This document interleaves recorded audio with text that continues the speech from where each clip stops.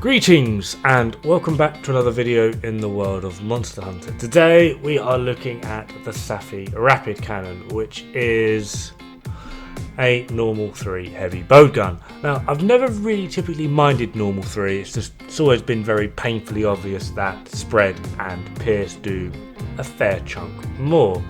However, then there's this thing. Now, it is fair to say that spread certainly does a lot more, but against the correct monster, the correct hit zone, normal is not pretty far behind. Now, what I mean by this is my spread 3 heavy bowgun against a Fogel Anjanath Tau will do per shot, including all pellets, around 275 damage. This thing does 241, as you just saw there, and it can go a tad bit higher with a different build. I actually have 2 builds here to show you, one of which is the current meta. The other one is, I don't want to say an easier way or one to farm or get. It's just I have shared these heavy bowgun builds with a lot of people, and the main complaint I got was I really need to farm Rajang again. That thing is horrible. Most people typically farm him for the head and the waist, so I've looked into trying to make a build that involves the head and waist. Seemed relatively logical, and the difference in damage is literally 1. So this is the current meta, Safi'jiiva Rapidcannon with a resentment dual 4, attack, affinity and defense augments, and then for awakenings we're going to go with attack 5, attack 5, attack 5, normal capacity 3 and recoil suppressor. Safi helmet with challenger 4, attack, attack. Safi chest with attack 4 and resentment. Safi gloves with challenger 4, challenger and critical. Rajang waist with 4 shot, and then Rajang boots with tenderizer, razor sharp charm. Now, as you can see, this hits 508 EFR. And it does hit pretty damn hard.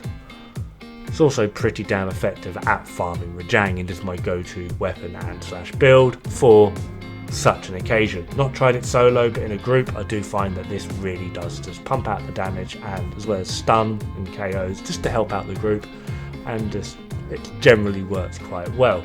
But as I previously mentioned as well though, a lot of people don't like the idea of farming Rajang for those boots, so I ummed and ahed and tried my little darn heart off to find a way to just utilise the helmet and the waist from Rajang, keeping in touch with Mind's Eye. It also gives us Wex 3, and just trying to find a way of getting it as close as possible, which actually wasn't too hard.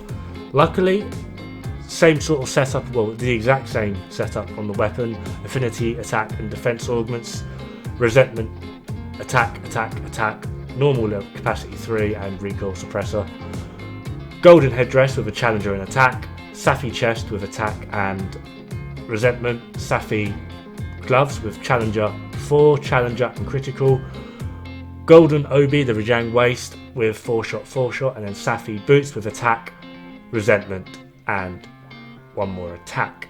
But you might notice this has 501 EFR, so it's a little bit below, but as you can see it does perfectly well in dealing damage and is also still very effective. And in terms of shot, it is literally 1 damage behind. So if you're hitting, for example, 100 with the meta build, this will hit 99.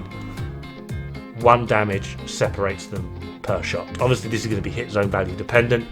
I've mainly just tested it against the Anjanath's arsehole because that's probably the squishiest hit zone value I can currently think of.